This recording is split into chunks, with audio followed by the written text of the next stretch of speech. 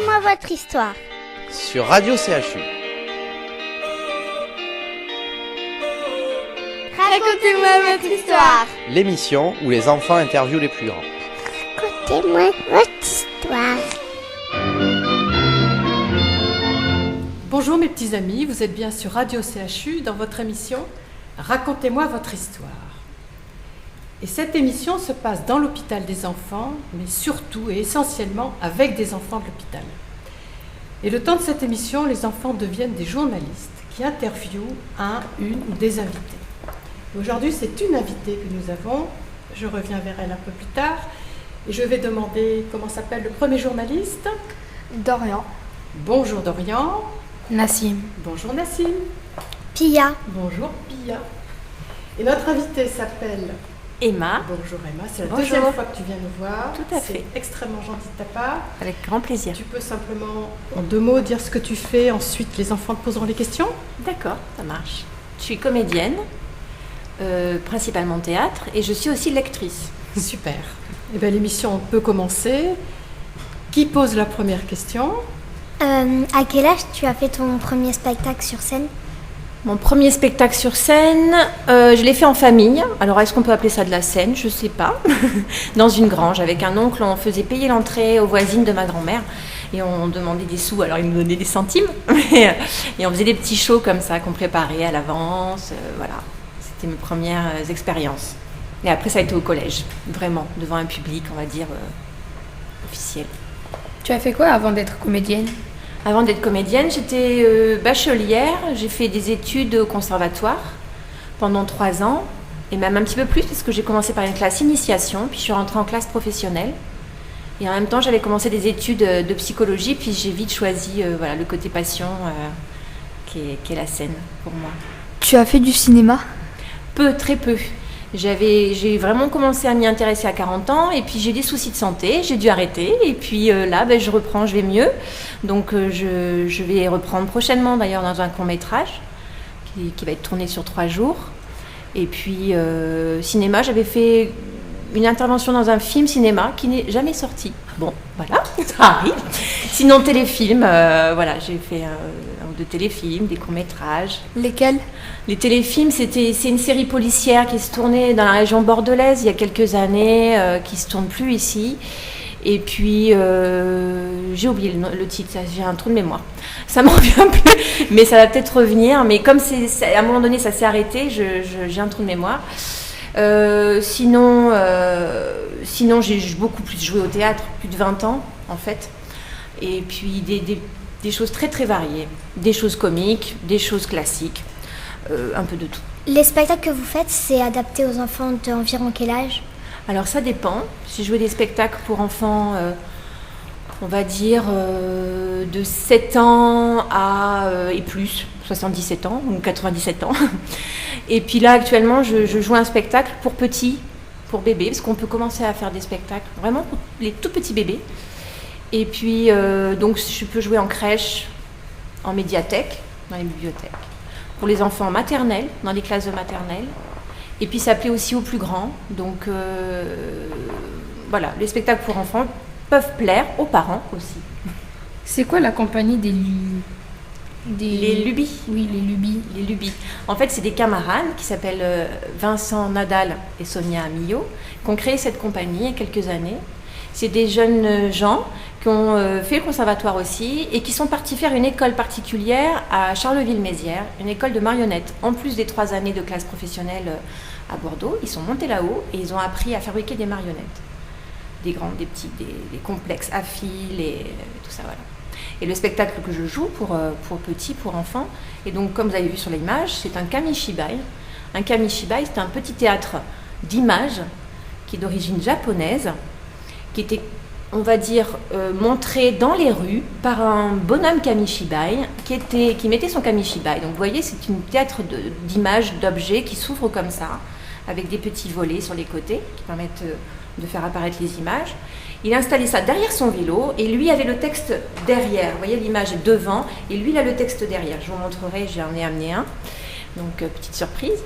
Et il finissait bien sûr tous les jours l'histoire avec un suspense, comme vous regardez vos téléfilms, vos dessins animés. pour que les enfants le lendemain reviennent. Et les enfants qui avaient un peu de sous lui donnaient de l'argent. Donc ils étaient placés devant et ils leur donnaient des bonbons en retour. Et puis les autres qui n'avaient pas d'argent regardaient l'histoire d'un peu plus loin. Ils quand même pouvaient bénéficier de l'histoire. Voilà. Tu as des projets ou pas? Oui, j'ai des projets. Alors actuellement, je suis lectrice dans le domaine social. Ça me prend un petit peu de temps dans la semaine. Donc je vais avec des valises, comme vous pouvez apercevoir, remplies de livres, adaptés aux âges des enfants. Donc j'ai demandé à Chantal tout à l'heure à quel âge vous aviez, parce que j'avais prévu une histoire pour petits. C'est arrivé qu'il y ait des enfants de 4 ans, des fois dans l'émission. Et donc là, j'ai appris que vous aviez 12 ans, 14 ans. Donc j'ai amené des choses pour un peu plus grand, puis vous montrer le panel aussi qu'on va chercher en bibliothèque, ces livres. Donc ça peut être, vous voyez, j'amène Messi, le footballeur Messi, ça peut être... Et donc par exemple, ça c'est un jeune artiste plasticien, photographe, qui a mis en scène sa grand-mère, qui était très vieillissante, très fatiguée, un peu déprimée. Et il l'a mis en scène dans des situations vraiment très drôles. Là, elle est avec des gants de boxe et elle essaie de se mettre du rouge à lèvres. Là, elle se rase. Enfin bon, voilà, on amène des choses très diverses pour amuser, instruire, tout en s'amusant, les jeunes, les enfants. Voilà. Est-ce que tu pourrais nous lire un conte? Ah oui, je peux vous lire un conte. Il était une fois une petite maison, toute en selle. De bas en haut, de haut en bas, de la porte jusqu'au toit. Dans la maison de sel vivait un grand-père. Il était tout en sel. Il avait des pieds de sel, une barbe, une bouche, des cheveux de sel. Il s'appelait Papy-Sel. Avec Papy-Sel, dans la maison de sel vivait une petite grand-mère. Elle était toute en sucre. Elle avait des mains de sucre, des joues, une bouche, un nez de sucre. Elle s'appelait Mamie Sucre. Dans la maison de sel, Papy-Sel et Mamie Sucre s'aimaient grand comme ça. S'aimaient comme au cinéma. Quand on passait devant cette maison-là, on entendait des câlins, câline-moi, des petits mots doux, barbe à papa, des petits bisous, langue de chat. Mais parfois, va savoir pourquoi, c'était qu'un quart, coussi coussa. On entendait des éclats de voix, des mots qui donnent froid, des mots griffes de chat. Tu n'es qu'un rat, un scélérat. C'est ta faute à toi. Et patati et patata. Un jour, ils se sont disputés très fort. Papy-Sel a dit comme ça: à partir d'aujourd'hui, ce sera chacun chez soi. Ce sera toi chez toi et moi chez moi. Va-t'en de là. Mamie Sucre s'est retrouvée dehors, tout rapla-pla, tout flagada, avec un grand vide là. Elle est partie, un paquet de chagrin sous chaque bras. Petit, petit. Elle s'est construit une maison de ciment pour pleurer dedans, jusqu'à la nuit des temps. Pleure grand-mère en sucre blanc. Pleure tellement, pleure si souvent que le ciel l'entend. À pleurer autant, elle va fondre forcément. Il faut l'aider. Nuage, grand vent, à mon commandement. Et le ciel pleure avec elle.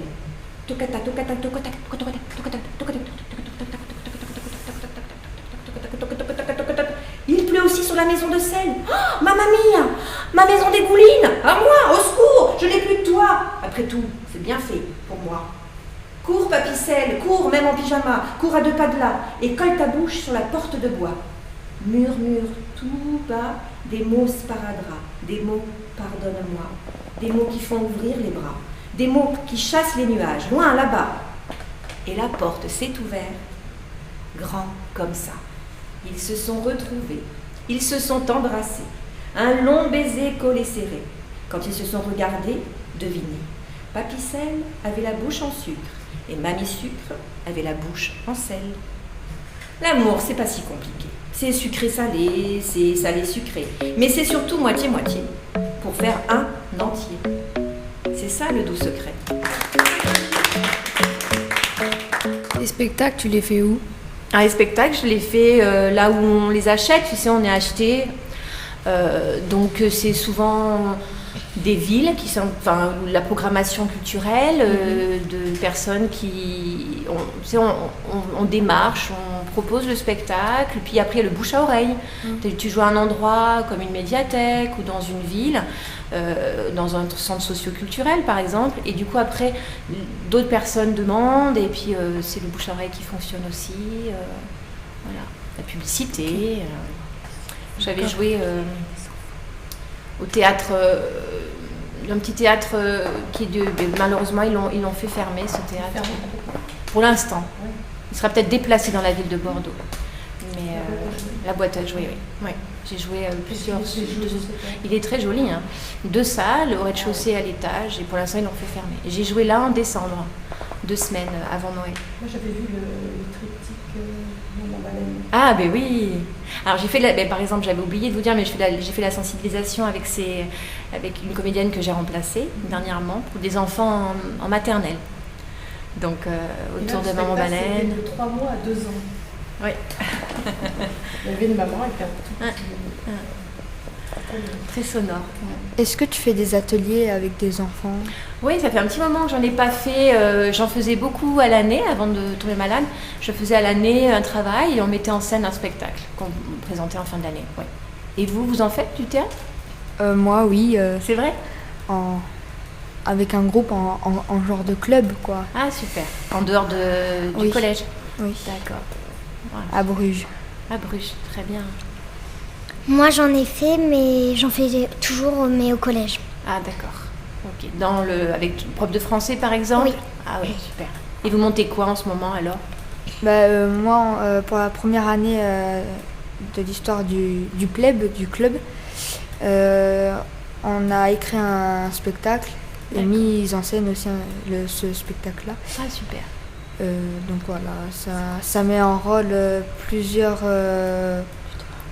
professions, une boulangère, une pharmacienne, voilà. Et c'est un peu comme une série policière, mais en comique un peu. D'accord. Donc, voilà. Il y a une intrigue? Oui. Quelqu'un a volé quelque chose, par exemple? Chaque vendeuse a fait quelque chose de mal et du coup, à la fin, un faux coiffeur, qui est en vrai un policier espagnol, s'incruste dans le quartier, quoi. Et oui, du d'accord. coup, à la fin, il résolut cette enquête. Ah, très bien. Et tu jouais quel rôle? Moi, le vendeur et réparateur d'high-tech. Moi, je joue une pièce de théâtre par rapport à un livre de Molière qu'on a mis en scène, pareil, au collège et qu'on est censé jouer jeudi, mais je ne serai pas là. Tu connais Les paroles? Ben oui. Tu connais le texte? Tu peux nous le dire? D'accord. C'est quelle la pièce? C'est Les Précieuses Ridicules Ah, de d'accord. Molière. Je joue Mascari. C'est un laquais qui se fait passer. L'histoire, c'est 2 précieuses qui font vraiment, qui font très attention à elles, qui sont pas très polies. Et en fait, leur père, c'est 2 cousines, et le père est donc l'oncle de l'une des 2. Il veut les marier. Et en fait, quand elles rencontrent les amants avec qui il veut les marier, leur père, elles refusent, elles sont très impolies et donc elles se disputent très fort avec leur père et leur oncle. Et en fait, ces 2 amants qui se sont fait envoyer un peu balader, ils font un plan avec, ils montent une sorte de comédie, on peut dire, dans l'histoire contre ces dames, en faisant passer des laquais pour des gens très haut placés. Et donc les filles vont totalement tomber dans le piège en fait et vont croire que ces gens s'intéressent à elles, ce qui n'est pas le cas. Et donc en fait elles vont tomber amoureuses sous le charme, et quand elles vont se rendre compte à la fin qu'en fait c'était un piège, elles vont être vraiment très en colère parce qu'elles ont été piégées, qu'elles ne s'en doutaient pas. Tu peux Nous lire un morceau de ton nous dire quelque chose? de ta scène. D'accord. Je vais vous dire le début où je commence à jouer. Par contre, je connais pas tout ce que disent les autres. Je connais mon rôle. Donc moi, au début, je dis « Vicomte, as-tu là ton carrosse ?» Et donc ça, c'est l'amant qui joue, qui piège les 2 précieuses. Et donc il y a l'autre personne avec qui je joue qui piège aussi, qui dit « Pourquoi ?» Et moi je réponds nous mènerions promener ces dames hors des portes et leur donnerions un cadeau. Et il y a une des 2 demoiselles qui répond nous ne saurions sortir aujourd'hui. Et il y en a un moi je réponds ayons donc les violons pour danser. Et donc elles répondent ma foi, ceci est bien avisé. Mais pour cela, il nous faudrait un peu de surcroît de compagnie.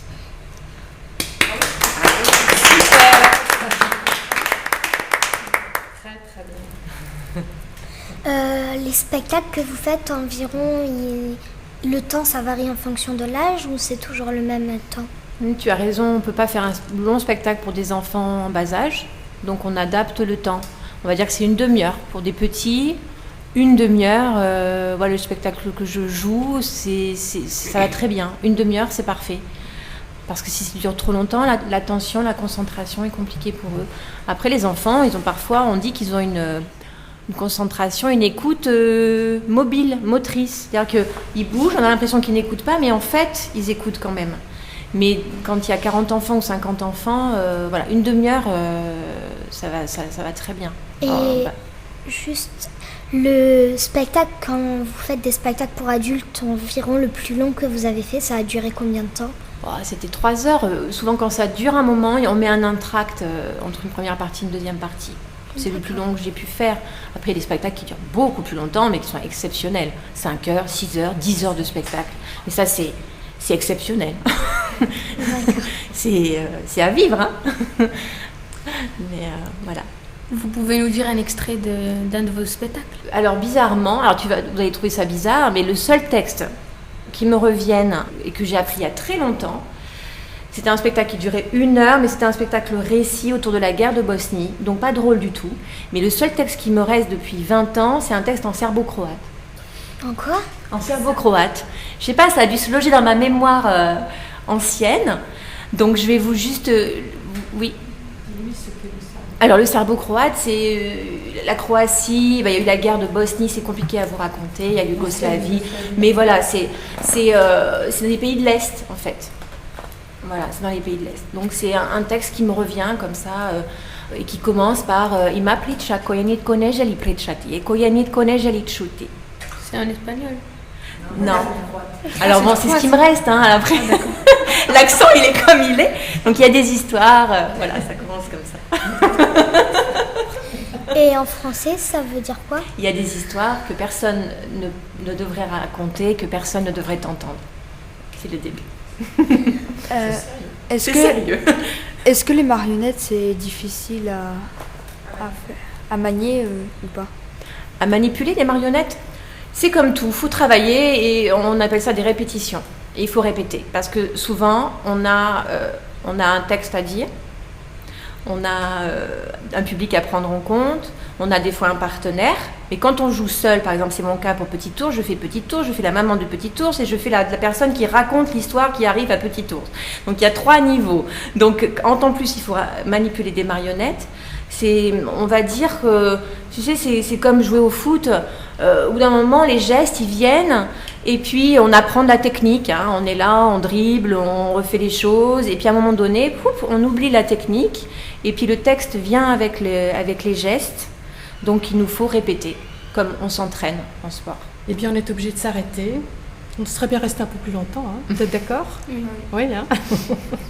En tous les cas, je remercie Dorian. Merci beaucoup. De rien. Merci d'être venu. Merci Nassim aussi d'être venu. Merci Pia. Merci de ton intervention et du texte de Molière que tu nous as gentiment cité, récité même. De rien. Et surtout, merci à Emma. Merci d'être venue. Merci beaucoup. Merci de ta participation, de ta gaieté et merci de vos sourires. Au revoir mes petits amis. Au revoir. Au revoir. Radio CHU, c'est ta radio.